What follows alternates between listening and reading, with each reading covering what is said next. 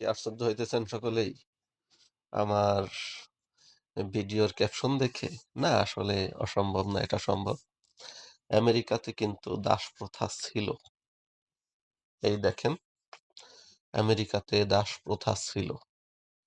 তো সেই দাস প্রথা কিন্তু একজন আমেরিকান প্রেসিডেন্ট উনি বিলুপ্ত করে দিয়েছে, সেটা অনেকদিন হয়েছে। তো এটা কিন্তু অনেক প্রচলিত একটা ব্যবসা ছিল আমেরিকাতে, যে দাস প্রথা। তো এটা কিভাবে বিলুপ্ত হইলো আমি আপনাদেরকে দেখাইতেছি কার মাধ্যমে হইলো। এখানে দেখেন, আমি একটা ছবি বের করে রাখছি। আর একটা ছবি আছে কোথায়, এই লোকটাকে হয়তো আপনারা অনেকেই চিনেন, অনেকেই দেখছেন এর আগে। এর নাম হয়েছে আব্রাহাম লিঙ্কন। বর্তমানে ইরান যুদ্ধে যে আব্রাহাম লিঙ্কন নামে যে শিপ ওয়ার ব্যবহার করতেছে, রণতরী যাকে বলে আব্রাহাম লিঙ্কন, আমেরিকার সবচেয়ে বড় রণতরী ইরান যুদ্ধে আমেরিকা ব্যবহার করতেছে, সে কিন্তু এই লোকটার নামেই। এ কিন্তু আমেরিকাতে ছিল 16তম রাষ্ট্রপতি। আমি এই প্রশ্নটা গুগলে না করে চ্যাটজিপিটির মাধ্যমে করেছিলাম, যেন আমাকে একটু সাজায় দিতে পারে, কারণ গুগলে করলে বারবার প্রশ্ন করতে হয়। আপনারা অবশ্যই জানেন চ্যাটজিপিটি একেবারে সবকিছু সাজায় দেয়।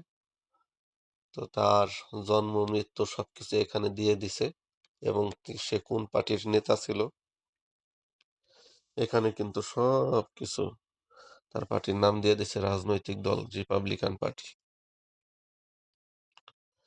তো উনি ছিল 16তম রাষ্ট্রপতি আমেরিকাতে, যার নাম আব্রাহাম লিঙ্কন, এবং তিনি আমেরিকার ইতিহাসে অত্যন্ত গুরুত্বপূর্ণ প্রভাবশালী নেতা হিসেবে পরিচিত ছিলেন। তার মূল অবদান ছিল, দেখেন এখানে কিন্তু লেখা আছে তার মূল অবদান কি।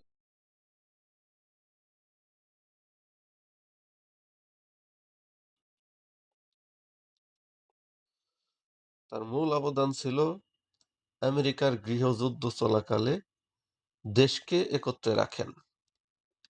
আমি একটু ছোট করে দেই, আপনারা যেন দেখতে পারেন। আমি হাইলাইট করে দেব। এখান থেকে শুরু, এখানে শেষ, মূলত এই লাইনটা। আমেরিকার গৃহযুদ্ধ চলাকালে দেশকে একত্র রাখেন। তারপরে দ্বিতীয় লাইনেই বলছে তিনি দাস প্রথা বিলুপ্ত করেন।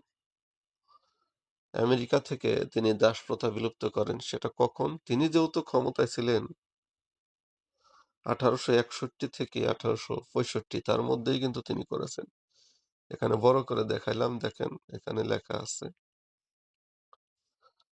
1863 সালে তিনি এই কাজটা শুরু করেন, এবং তিনি ঘোষণা করেন যে দাস প্রথা আজ থেকে নেই। তিনি মোট কথা তিনি দাস প্রথা শেষ করার পথ তৈরি করে দেন কত 1863 সালে। বিশেষ বৈশিষ্ট্য, অত্যন্ত সাধারণ পরিবার থেকে উঠে এসে রাষ্ট্রপতি হন। সততা ও নেতৃত্বের জন্য অনেস্ট নামে পরিচিত ছিলেন। তো তিনি প্রকৃতপক্ষে আমেরিকার রাজনৈতিক ইতিহাসে সবচেয়ে জনপ্রিয় ব্যক্তি, যিনি আমেরিকানদের জন্য কাজ করেন এবং আমেরিকানদের পরিচিতির জন্য কাজ করেন, আমেরিকানদের সম্মানের জন্য কাজ করেন। এরপরে আজ পর্যন্ত অথবা এর আগে যত প্রেসিডেন্ট আমেরিকাতে ছিল, তারা কেউ সঠিকভাবে আমেরিকার জন্য কাজ করতে পারেন নাই যতটা সঠিক আব্রাহাম লিঙ্কন করেছেন।